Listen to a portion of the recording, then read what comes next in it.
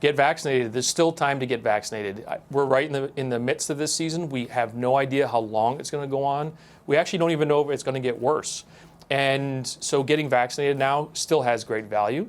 The people who are at most at risk for complications, including ended up in the hospital or dying from influenza, are very young, so babies, 6 months, or younger, and on the very old end of the spectrum.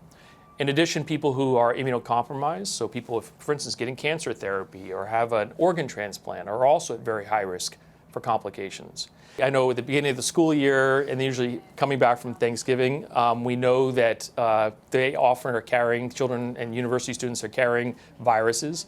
And we know here in Seattle, based on the Seattle flu study, that a lot of influenza outbreaks happen in Seattle, starting in the university or in other school settings, among other places.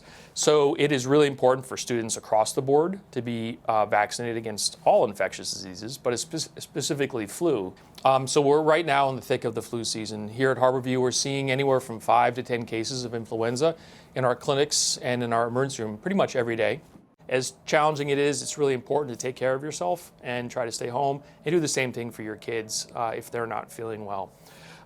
So washing hands, staying home when you're sick, and if you do need to go see a doctor or show up in a clinic, either you or your child, call ahead, let them know that you're coming so they can be prepared.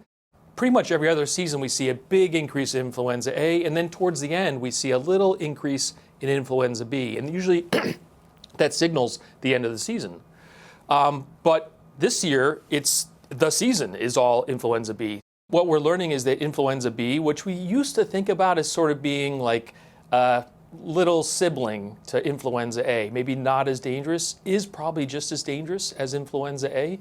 Influenza can kill you. It can kill healthy adults.